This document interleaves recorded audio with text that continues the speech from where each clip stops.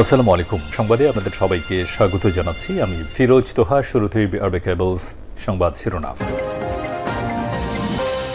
বাংলাদেশের সর্বশেষ গুরুত্বপূর্ণ আপডেট সংবাদে আপনাকে স্বাগত। শুরুতেই সংবাদ শিরোনাম, পরে বিস্তারিত। প্রথমে জানাবো, লঘুচাপ পরিণত নিম্নচাপে উপকূলে ভারী বৃষ্টিসহ জলোচ্ছ্বাসের আশঙ্কা। গভীর নিম্নচাপে পরিণত হয়েছে বঙ্গোপসাগরে সৃষ্টি হওয়া লঘুচাপ। এর প্রভাবে দেশের উপকূলীয় 15 জেলায় ভারী বৃষ্টি ও জলোচ্ছ্বাস হতে পারে। চট্টগ্রাম, কক্সবাজার, মংলা, পায়রা সমুদ্র বন্দর সমূহকে 3 নম্বর স্থানীয় সতর্ক সংকেত দেখে যেতে বলা হয়েছে। আজ আবহাওয়ার বিশেষ বিজ্ঞপ্তিতে এই তথ্য জানিয়েছে আবহাওয়া অধিদপ্তর। এরপর জানাবো, চাঁদাবাজ খুনিদের বাংলা জমিনে আর দাঁড়াতে দেয়া যাবে না বললেন চরমোনাই পীর। চাঁদাবাজ খুনি ও টাকা পাচারকারীদের বাংলার জমিনে আর দাঁড়াতে দেওয়া যাবে না বলে মন্তব্য করেছেন ইসলামী আন্দোলন বাংলাদেশের আমির ও চরমোনাই পীর সৈয়দ মোহাম্মদ রেজাউল করিম। তিনি আরও বলেছেন, যারা ব্যক্তিস্বার্থকে অগ্রাধিকার দেয়, বিদেশি প্রেসক্রিপশন বাস্তবায়নে ব্যস্ত, তাদেরকে বাংলাদেশে মাথা উঁচু করে দাঁড়াতে দেয়া যাবে না। ইসলামের পক্ষে সবাইকে ঐক্যবদ্ধ হতে হবে। এদিকে জামাত দল নিয়ন্ত্রণ করছে, দেশও নিয়ন্ত্রণ করবে বলেন জামাতের আমির।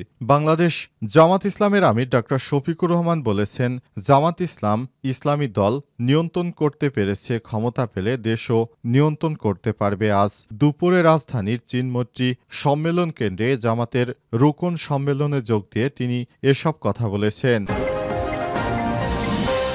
এদিকে নির্বাচন যত বিলম্বিত হবে, সরকারও নানান প্রশ্নের মুখে পড়বে বললেন গয়েশ্বর। নির্বাচন যত বিলম্বিত হবে, সরকার নানান প্রশ্নের মুখে পড়বে বলে মন্তব্য করেছেন বিএনপির স্থায়ী কমিটির সদস্য গয়েশ্বর চন্দ্র রায়। আজ মাইলস্টোন স্কুলে বিমান দুর্ঘটনায় নিহত 3য় শ্রেণীর শিক্ষার্থী নুসরাত জাহান আনিকার পরিবারকে সহমর্মিতা জানাতে গিয়েই মন্তব্য করেছেন তিনি। এবং সর্বশেষ জানাবো, পাকিস্তানের তুমুল গোলাগুলি, 2 সেনাসহ নিহত 5।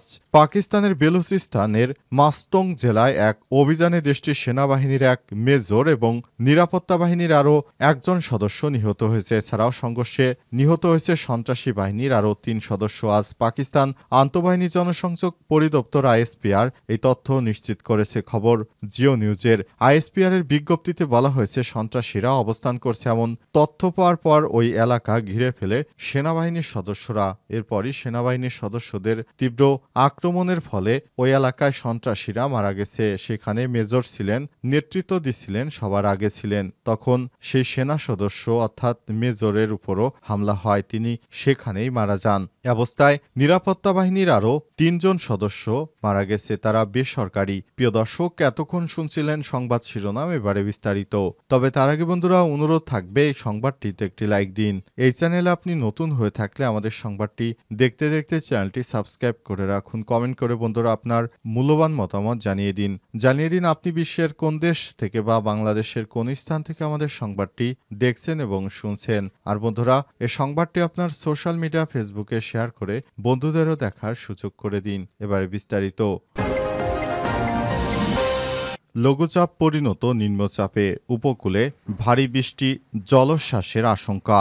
গভীর নিম্নচাপে পরিণত হয়েছে বঙ্গোপসাগরে সৃষ্টি হওয়া লঘুচাপ। এর প্রভাবে দেশের উপকূলীয় 15 জেলায় ভারী বৃষ্টি ও জলোচ্ছ্বাস হতে পারে। চট্টগ্রাম, কক্সবাজার, মংলা, পায়রা সমুদ্রবন্দর সমূহকে 4 নম্বর স্থানীয় সতর্ক সংকেত দেখে যেতে বলা হয়েছে। আজ আবহাওয়া অফিস থেকে এক বিজ্ঞপ্তিতে এই তথ্য নিশ্চিত করা হয়। বিজ্ঞপ্তিতে বলা হয়েছে, উত্তর বঙ্গোপসাগর ও তৎসংলগ্ন এলাকায় অবস্থানরত লঘুচাপটি উত্তর পশ্চিম দিকে অগ্রসর ও ঘনীভূত হয়ে প্রথমে সুস্পষ্ট লঘুচাপ ও পরে নিম্নচাপে পরিণত হয়ে উত্তর পশ্চিম বঙ্গোপসাগর ও তৎসংলগ্ন পশ্চিমবঙ্গ, বাংলাদেশের উপকূলীয় এলাকায় 21.3 ডিগ্রি উত্তর অক্ষাংশ এবং 89.6 ডিগ্রি পূর্ব দ্রাঘিমাংশে অবস্থান করছে। নিম্নচাপটি আজ সকাল 6টার পর চট্টগ্রাম সমুদ্রবন্দর থেকে 265 কিলোমিটার ছিল। এটি বিকালের দিকে জানা গেছে সমুদ্রবন্দরের 110 কিলোমিটারের ভিতরে অবস্থান করছে। এটি পশ্চিম উত্তর পশ্চিম দিকে অগ্রসর হয়ে আজ বিকাল ও সন্ধ্যা নাগাদ পশ্চিমবঙ্গ বাংলাদেশের উপকূলীয় এলাকা অতিক্রম করতে পারে। নিম্নচাপের প্রভাবে উত্তর বঙ্গোপসাগরে বায়ুচাপের তারতম্যের আধিক্য বিরাজ করছে।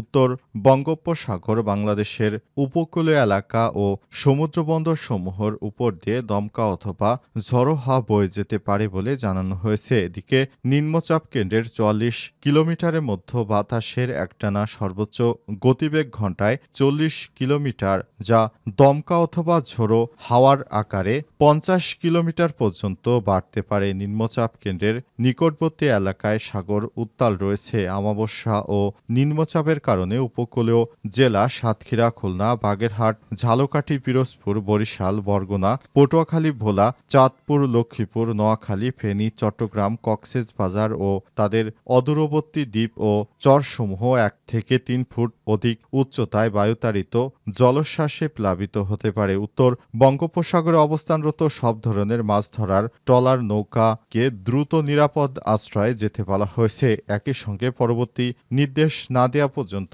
নিরাপদ আশ্রয়ে থাকতে বলা হয়েছে। খবর দৈনিক ইত্তেফাকের। চাঁদাবাজ খুনিদের বাংলার জমিনে আর দাঁড়াতে দেয়া যাবে না বললেন চরমোনাই পীর। চাঁদাবাজ খুনি ও টাকা পাচারকারীদের বাংলার জমিনে আর দাঁড়াতে দেয়া যাবে না বলে মন্তব্য করেছেন ইসলামী আন্দোলন বাংলাদেশের আমির চরমোনাই পীর সৈয়দ মোহাম্মদ রেজাউল করিম। তিনি বলেছেন, যারা ব্যক্তিস্বার্থকে অগ্রাধিকার দেয়, বিদেশি প্রেসক্রিপশন বাস্তবায়নে ব্যস্ত, তাদেরকে বাংলাদেশে মাথা উঁচু করে দাঁড়াতে দেয়া যাবে না। ইসলামের পক্ষে সবাইকে ঐক্যবদ্ধ হতে হবে।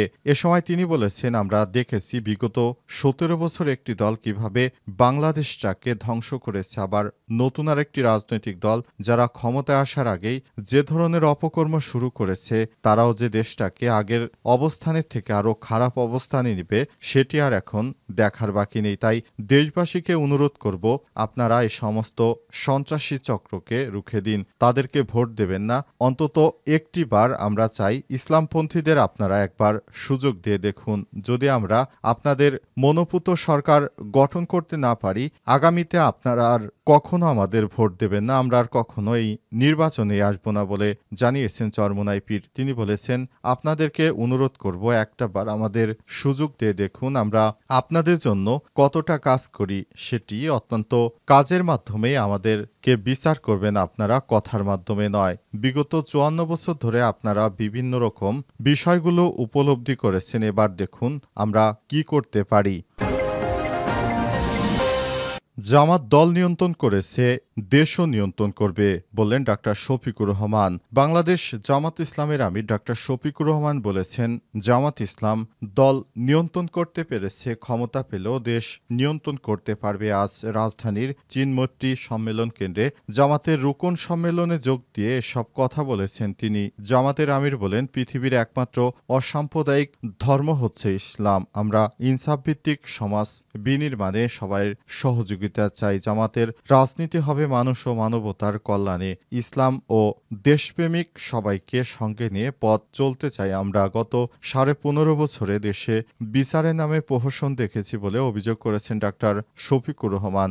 জামাত নেতাদের কোনো বেগমপাড়া বা পিসিপাড়া নেই দাবি করে তিনি আরও বলেছেন, গত ৫৪ বছরে বাংলাদেশের একজন নাগরিকেরও সুবিচার পায়নি, তাদের প্রতি অবিচার করা হয়েছে, কিন্তু জামাত ইসলাম কারো প্রতি অবিচার করেনি। জামাত দল নিয়ন্ত্রণ করছে, তেমনি দেশও নিয়ন্ত্রণ করতে পারবে। ডক্টর শফিকুর রহমান আরও বলেছেন, আমাদের এদেশের মানুষকে ভালোবাসি, এদেশের মাটিকে আমরা ভালোবাসি, এজন্য অনুকূল প্রতিকূল সব অবস্থাতেই আমরা এই দেশেই আছি। অনুকূল অবস্থায় থাকা তো সমস্যা নাই, কিন্তু প্রতিকূল অবস্থায় থাকাটা চ্যালেঞ্জিং একটি বিষয় হয়ে দাঁড়িয়েছে।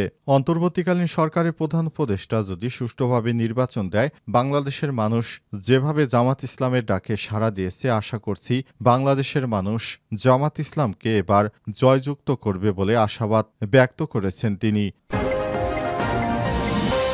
পাকিস্তানে তুমুল গোলাগুলি, ২ সেনা সদস্য নিহত ৫। পাকিস্তানের বেলুচিস্তানে মাস্তং জেলায় একটি অভিযানে দেশটির সেনাবাহিনীর এক মেজর এবং নিরাপত্তা বাহিনীর আরও এক সদস্য সহ নিহত হয়েছে অন্তত ৫ জন। এছাড়াও সংঘর্ষে নিহত হয়েছে সশস্ত্র বাহিনীর আরও ৩ সদস্য। আজ পাকিস্তান আন্তঃবাহিনী জনসংযোগ পরিদপ্তর আইএসপিআর এই তথ্য নিশ্চিত করেছে। খবর জিও নিউজের। আইএসপিআর এর বিবৃতিতে বলা হয়েছে, সন্ত্রাসীরা অবস্থান করছেন এমন তথ্য পাওয়ার পর নিরাপত্তা বাহিনী গোয়েন্দাভিত্তিক অভিযান পরিচালনার সময় এই ঘটনা ঘটে। অভিযানের সময় ৩ সন্ত্রাসীকে নরকে পাঠানো হয়েছে। তবে তুমুল গোলাগুলির সময় মেজর জিয়াদ সেলিম আওয়াল ৩১ নিহত হয়েছে। তিনি তার সেনাবাহিনীর সামনে থেকে নেতৃত্ব দিয়েছিলেন। এছাড়া তীব্র গুলি বিনিময়কালে সিপাহী নাজাম হুসাইন ২২ও নিহত হয়েছেন। সন্ত্রাসী নিশ্চিহ্ন করতে এলাকায় অভিযান চালানো হচ্ছে বলে পাকিস্তানের বাহিনীর পক্ষ থেকে বলা হয়। সম্প্রতি বছরগুলোতে পাকিস্তানে সন্ত্রাসী হামলার পরিমাণ অনেক বেড়েছে। বিশেষ করে পাকিস্তানের নিরাপত্তা বাহিনীকে লক্ষ্য করে এসব হামলা হচ্ছে। ওই এলাকায় আর কোনো ভারতীয় মদতপুষ্ট সন্ত্রাসী পাওয়া গেলে তা নির্মূল করার জন্য একটি চিরুনি অভিযান পরিচালনা করা হচ্ছে বলে জানিয়েছে দেশটির সেনাবাহিনী। পাকিস্তানের নিরাপত্তা বাহিনীর দেশ থেকে ভারতীয় মদতপুষ্ট সন্ত্রাসবাদের হুমকি নির্মূল করতে বদ্ধপরিকর এবং আমাদের সাহসী সেনাদের এই আত্মত্যাগ আমাদের সংকল্পকে আরও শক্তিশালী করে বলে মন্তব্য করেছে পাকিস্তান সেনাবাহিনী। অবস্থায় পাকিস্তানের সেনাবাহিনী এখনও সক্রিয় অবস্থায় রয়েছে। তারা ভারতের যে কোনো চক্রান্ত রুখে দিতে প্রস্তুত।